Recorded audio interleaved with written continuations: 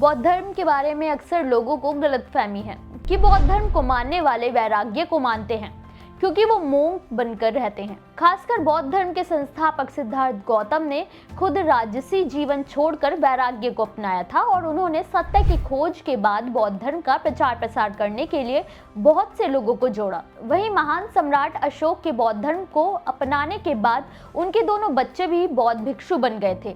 ऐसी कई कहानियां हैं जिसके कारण बौद्ध धर्म को वैराग्य से जोड़कर देखा जाता रहा है, लेकिन सच्चाई ये नहीं है। बौद्ध धर्म को मानने वाले हमेशा भिक्षु ही नहीं बनते, बल्कि वो गृहस्थ जीवन जीते हैं।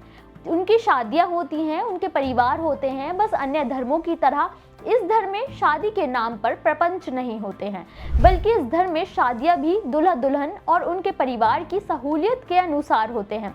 शुभ मुहूर्त के नाम पर कोई रूढ़िवादी परंपरा थोपी नहीं जाती। अपने इस वीडियो में हम बौद्ध धर्म में होने वाली शादी की परंपरा के बारे में जानेंगे, कैसे होती हैं बौद्ध धर्म में शादियां और कौन कौन से होते हैं रिचुअल्स। नमस्कार, मेरा नाम है मोहिनी, आप देख रहे हैं भीमसेना। बौद्ध धर्म में शादी करने के लिए वधु पक्ष और वर पक्ष के साथ साथ वर वधु की स्वीकृति जरूरी है। साथ ही शादी के दिन के लिए किसी भी शुभ मुहूर्त का नहीं, बल्कि एक ऐसे दिन का सिलेक्शन किया जाता है जब नॉर्मली सबकी छुट्टी हो, ताकि ज्यादा से ज्यादा लोग वर वधु को आशीर्वाद देने पहुंच सके। और कोशिश की जाती है कि शादी रात को 11 बजे से पहले ही हो जाए, ताकि सभी शादी के अंत तक मौजूद रह सके। वहीं बौद्ध धर्म में कहा जाता है कि शादी जैसे संस्कारों पर ज्यादा पैसा खर्च नहीं करना चाहिए, हालांकि लोग अपनी सहूलियत से करने लगे हैं। शादी अमूमन बौद्ध विहारों में की जाती है, लेकिन इसका कोई नियम नहीं है।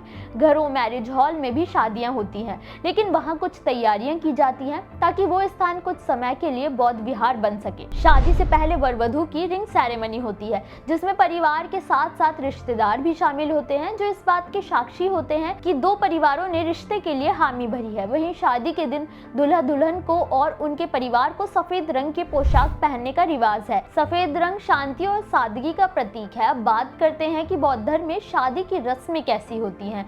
दरअसल बौद्ध विवाह संस्कार एक ही दिन का होता है। विवाह स्थल पर कुछ चीजों का होना अनिवार्य है। अगर बौद्ध विहार में शादी है तो कुछ चीजें रहती हैं, लेकिन अगर घर में या किसी अन्य स्थान पर शादी होती है तो उसके लिए सबसे पहले बुद्ध की सुंदर मूर्ति या चित्र होना जरूरी है, जिनका एक ऊंचा आसन होना चाहिए।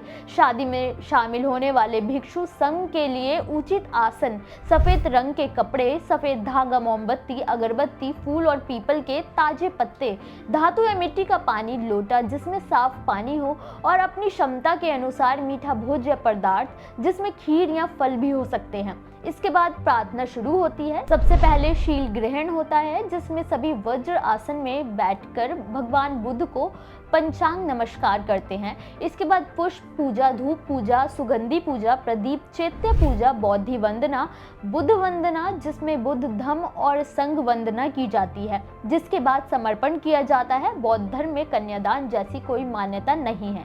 कन्यादान का मतलब ही होता है कि आप दान की हुई चीज पर कोई अधिकार नहीं कर सकते हैं, लेकिन बौद्ध धर्म में ऐसा नहीं होता है। इसलिए यहाँ समर्पण विधि होती है, जिसमें वधु के माता पिता लड़की का हाथ वर के हाथों में देकर प्रार्थना करते हैं और सबको साक्षी मानकर वर से कहते हैं कि उन्होंने अपनी बेटी की सारी जिम्मेदारी वर को दे दी है। वो आशा करते हैं कि भविष्य में वो अपने सारे दायित्व को निभाएगा। इसके बाद कन्या भी समर्पण की विधि निभाती है। फिर वर भी उस समर्पण को स्वीकार करके आजीवन निरंतर को साक्षी मानकर हमेशा के लिए वधु को अपनी पत्नी स्वीकार करने के लिए राजी होता है। जिस तरह से हिंदू धर्म में फेरे लेते समय में वचन दिए जाते हैं, वैसे ही फेरे लेने का कोई रिवाज बौद्ध शादी में नहीं होता है। हाँ, कन्या और वर पक्ष एक दूसरे के साथ 5-5 वचन देते हैं, जो कि बौद्ध धर्म का अनुसरण करते हुए गृहस्थ जीवन को पूरी जिम्मेदारी और ईमानदारी से निभाने का वादा होता है। इसमें सिंदूर या मंगलसूत्र का कोई रिवाज नहीं होता है। हाँ, वचन देने के बाद भगवान बुद्ध के अर्पित की गई वरमाल्य वर वधु को दी जाती है, जो वो एक दूसरे को पहनाते हैं, जिसे भगवान बुद्ध का आशीर्वाद माना जाता है। इसके बाद महामंगल सूत्र का पाठ होता है। जोड़े के लिए समृद्धि, सुख, स्वास्थ्य, जीवन की कामना की जाती है। महामंगल सूत्र के पाठ के बाद वहाँ सभी लोग वर वधु को आशीष देते हैं। और इस तरह से शादी संपन्न होती है। बौद्ध धर्म में कहा जाता है कि शादी असल में दिखावे का नहीं बल्कि दो लोगों को आजीवन एक साथ जोड़ने की विधि है, जिन्हें एक दूसरे को आत्मा से स्वीकार करना होता है। शादी जितनी सादगी और शांति से हो वो उतना ही बेहतर है। हालांकि मौजूदा समय में लोगों ने अपने शौक से काफी बदलाव किए हैं, लेकिन शादी की विधि इन नियमों का पालन अनिवार्य है। बौद्ध शादी की जानकारी आपको कैसी लगी हमें कमेंट करके जरूर बताएं।